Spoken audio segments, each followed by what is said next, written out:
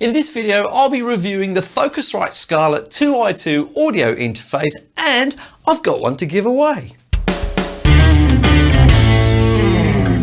Hi folks, I'm Mike and I do hope you're well. Now a couple of weeks ago I recommended equipment for a startup studio, and amongst that equipment I recommended the Focusrite Scarlett 2i2 audio interface.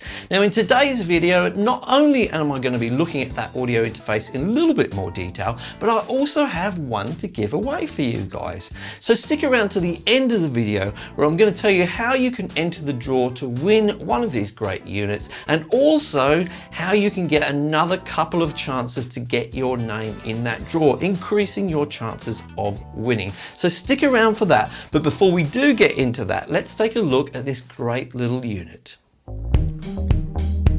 The Scarlett 2i2 is Focusrite's best-selling interface, and they claim it's been used to make more records than any other interface in history. Now, as its name suggests, it has two inputs and two outputs, including mic, line, and instrument level inputs. It supports sample rates from 44.1 kHz all the way up to 192 kHz. It's Windows and Mac compatible and connects via USB. On the front panel of the interface, we see two combo input sockets. These can accept either male XLR connectors or 1/4-inch jacks. Now, XLR connections are typically used for microphones, and 1/4-inch jacks are usually used for guitars or electronic instruments such as synthesizers or drum machines.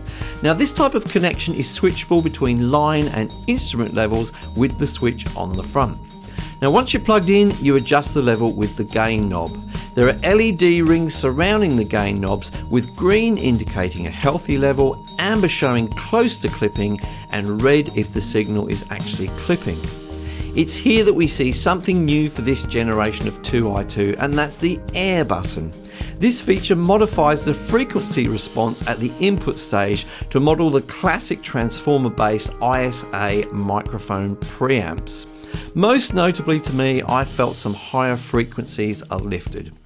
Moving to the right side, we see a switch for 48 volts of phantom power, which is required by some microphones, a large volume knob, a headphone output, and a knob for the headphone level.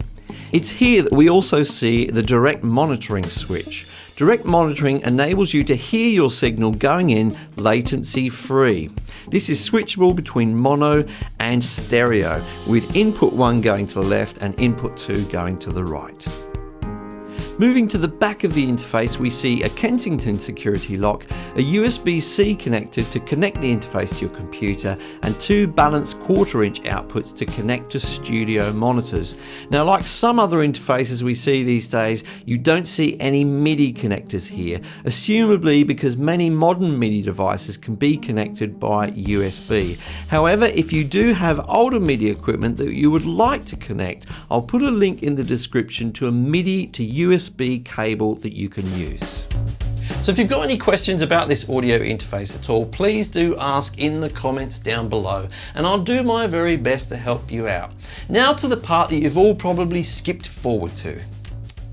The part where I tell you how to enter for this giveaway for this audio interface. Well, it couldn't be easier. Just check the link in the description down below, which will take you to a form to fill out, just giving your email address, name, country where you live, and that will enter you for the draw. Now, also on that form, you'll see a couple of check boxes. One to indicate that you have shared my post about this video on Facebook, and the other one to indicate that you've retweeted my tweet about this video on Twitter. If you've done both of those things, you can check the check boxes, and that will give you another 2 entries in the draw, increasing your chances of winning.